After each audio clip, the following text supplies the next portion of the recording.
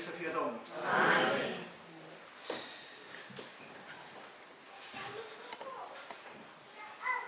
Am spus de sărbătoarea aceasta că sărbătoarea aceasta este sărbătoarea Cuvântului lui Dumnezeu.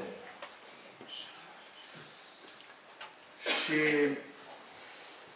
nu dorim la această sărbătoare altceva decât cuvânt de la Dumnezeu. Amin. Cuvântul care vine de la Dumnezeu este cuvântul care are putere. Informații avem. Cunoaștem, știm, suntem doctori în cunoașterea istoriei nașterii Domnului Iisus Hristos. Și e bine să cunoaștem.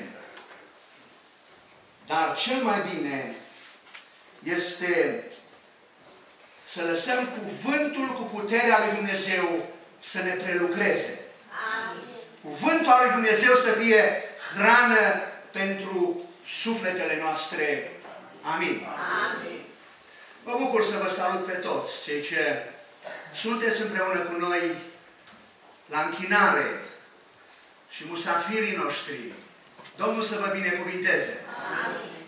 Vrem să-L simțiți pe Dumnezeu în locul acesta. Să simțiți pe Domnul că prin Duhul Sfânt se atinge de noi. Amin.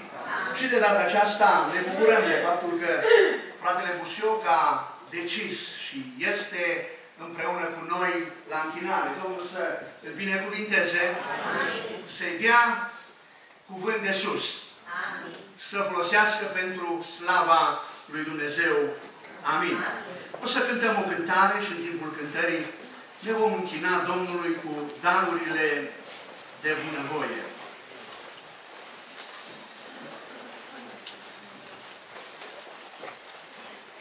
Cântăm din cântarea 368. Gândind la tine, o Betleeme, bucuria în suflet îmi vine. Mila lui Dumnezeu s-a arătat prin Iisus, Fiul cel întrumat. Gândind la tine, o Betleeme, bucuria în inimă îmi vine. Mila lui Dumnezeu s-a arătat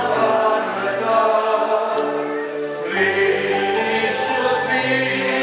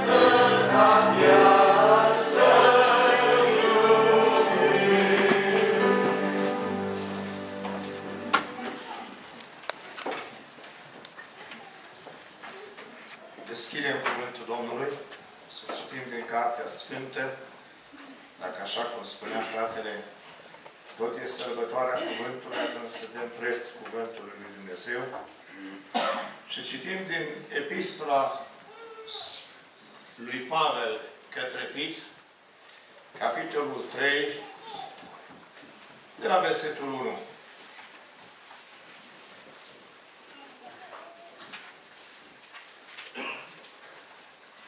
Epistola Sfântului Apostol Pavel către Tit, de la versetul 1. Adu-le aminte să fie supuși stăpânirilor și dregătorilor, să asculte, să fie gata să facă orice lucru bun, să nu vorbească de rău pe nimeni, să nu fie gata de ceartă, ci cumpătați, plini de blândețe față de toți oamenii.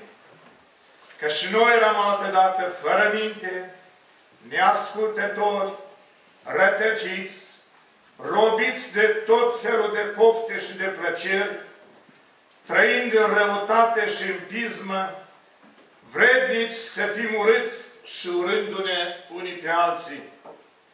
Dar, când s-a arătat bunătatea lui Dumnezeu, Mântuitorul nostru și dragostea Lui de oameni, El ne-a mântuit, nu pentru faptele făcute de noi în neprihănire, ci pentru îndurarea Lui, prin spălarea nașterii din nou și prin înnoirea făcută de Duhul Sfânt, pe care L-a vărsat din belșug peste noi, prin Iisus Hristos, Mântuitorul nostru, pentru că odată socotiți neprihăniți prin Harul Lui, să ne facem în nădejde moștenitori ai vieții veșnice.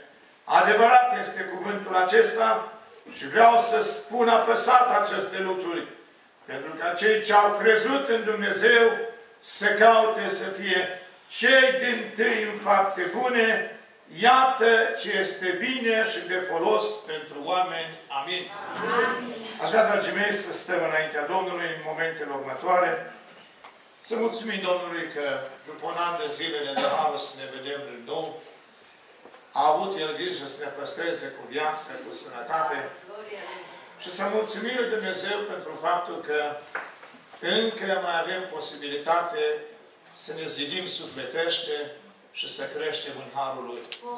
Întâlnirea din această dimineață ar vrea Domnul să facă parte din acele întâlniri ziditoare.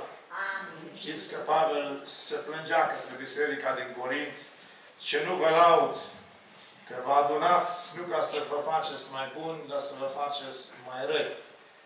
Fie ca noi astăzi să ne facem mai buni. Ca să fie așa, dragii mei, busuioc nu vă poate face mai bun. Și nici voi pe mine. Dar Dumnezeu ne poate face mai bun. Haideți să ne smerim înaintea Lui și să spunem, Doamne, în clipele care urmează, vrem să Te auzim pe Tine. Vrem Duhul Tău să atingă inimile noastre. Dă cuvânt la fratele Busuioc, creează o atmosferă de cercetare, de libertate a vestirii cuvântului. Dă-ne foame și sete după Tine, Doamne. Ajută-ne să ne deschidem pentru Tine. Și cu dorința aceasta stăm înaintea Domnului și fiecare să ne rugăm lui Dumnezeu. Ne rugăm în taină, în liniște, în șoapte sau cu jumătate de voce, dar ne rugăm toți. Să stăm înaintea Domnului.